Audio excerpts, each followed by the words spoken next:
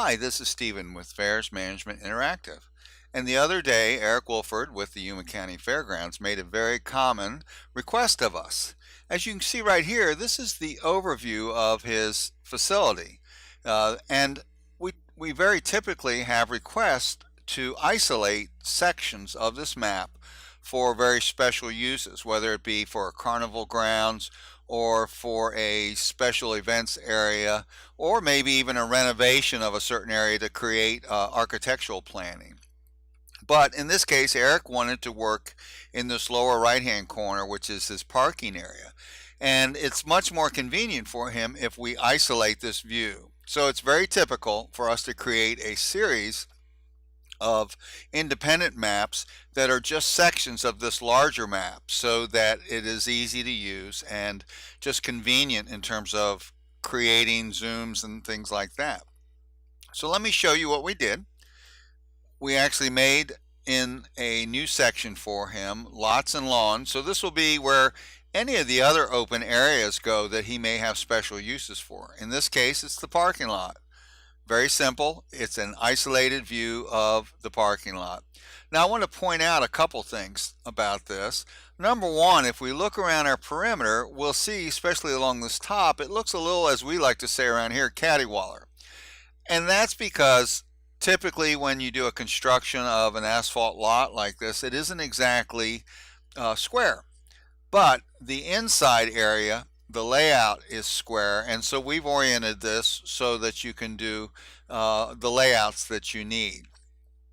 Now, one of the ways that we can do that in terms of checking to make sure that everything's aligned is to use our booth pod control layout. Now, let me back up and say these booth pod controls are used typically for laying out inside of exhibit halls, automatically laying out your exhibitor booths. But you can use it for, as Eric is going to do, for parking spaces, and see if he can create, by adjusting the size of the parking space in the aisle, more parking. So let me just show you something here. I'm going to go number of booths in a row. I'm going to say 100, and I'm going to say 10 by 10. And then number of aisles, I'm just going to say 1. Here my orientation, I'm going to reset it to be horizontal and hit new.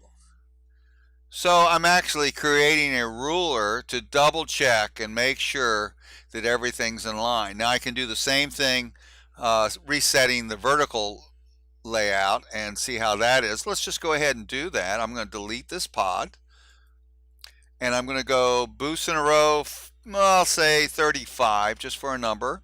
And all I'm doing now is resetting the orientation so it's vertical, hitting new again, and now I'm dragging this down. You can see that triangle there is how you drag the entire, as we call it, pod, and you can see that it's exactly lined up with the existing vertical lines for parking. Hit that, delete that pod. Now, in terms of creating new parking spaces, you'll see that you may have variables in the spaces you need, maybe some large vehicle parking dedicated. Obviously, you have some wider access aisles and various things like that. So what you actually end up doing is creating multiple pods and dropping them in there. So we would create a pod here on the far left hand side, and whatever that last number is of the automatic numbering, we would pick it up for adjusting another pod so that it skips across this broader access aisle. Or if we have to resize this area because it's large vehicle parking, we would of course reset our measurements over here, and we again would use the starting booth number so that it picks up the previous number from the previous parking section, and so you have a continuation of your numbering. So let me go ahead and show a little bit about that.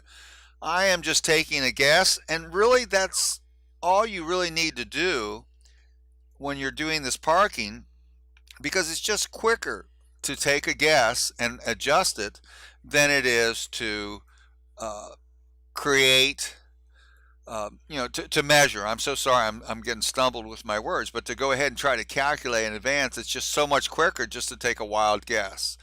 I mean, I'm going to count the aisles here. You got 1, 2, 3, 4, and I'm going to do 5, and you'll see why in a second. So I'm going to do 5 aisles.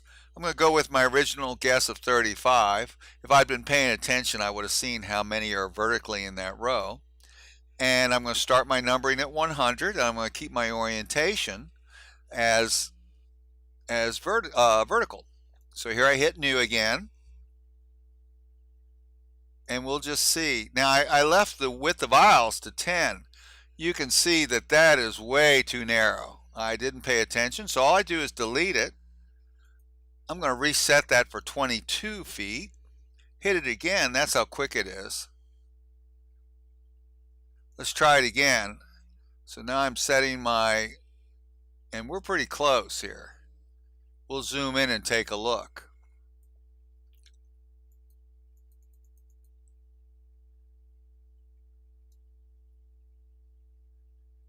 Yeah, so we're right on our center lines if you look as you're coming across. Now you've got because you do even rows, you got a left and a right hand row that it creates automatically. You're going to see that you need to individually delete this last row to make it clear for the next booth line. So in this case, I've actually created, let me start it up here, put it right there so it's right at the bottom, and when I scroll up to the top, you can see I've actually created 2 booths too many. So I'm actually going to delete this. I'm going to zoom out again, because when you're starting a pod, it actually always puts it in the upper left-hand corner. If you create a second pod, it creates it to the right. So now we're going to go ahead and adjust the number of booths in a row to 33. We hit new. Now it's numbered them. Now, we really need to, now, I'm so sorry, we're going to delete, we would delete every one of these extra lane booths because we have to make room for them to be created here. So what you would do is, first thing you do is maybe hit new, just for a test one. Okay, you see it put it to the right, and now I'm going to start the second one. And you can see here that it's probably for larger vehicles because the aisle spacing isn't near wide enough. So you delete that right here, I'm sorry, in the pod. And you would create a wider aisle. I'm going to go ahead and say 28 feet, just guessing again. Now here's an important factor. If you go up to your last booth number in the row, it's 564. The last booth number system is 500. So what I would actually do is, for my next section, I would start it at 600. So now you have a consistent and continuation parking lot section number. Now when I hit new,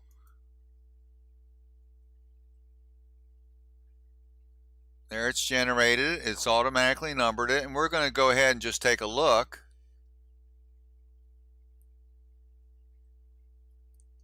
You know, and it's still not wide enough to hit that section, and part of it is that this parking space is probably not quite big enough. Let's zoom in and take a look.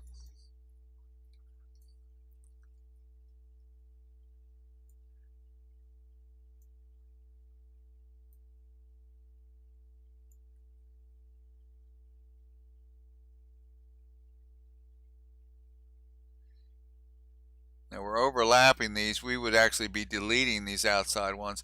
Yeah, you can see that it falls behind, and so you need a bigger aisle. So the idea is you just keep working that aisle size. You delete these.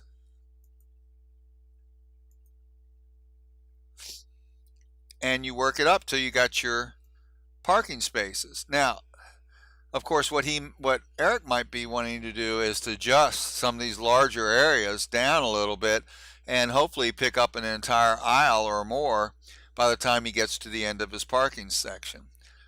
Now, this is just an informal discussion. It's meant mostly for Eric to take a look at, but I thought it was worth sharing with the rest of the AFA members.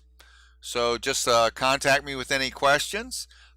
Please keep in mind that Affairs Management Interactive is not just for event planning, but it is an infrastructure management system too. We can show you lots of other tricks for management in terms of creating utility maps, placing proposed as-built plans for renovations or new constructions on your site, and lots of other things. So if you are an events manager with the AFA or one of the AFA members, please pass this information on to your grounds managers and other folks that are involved in the actual infrastructure management of your facility. Thanks so much. Stephen with Affairs Management Interactive.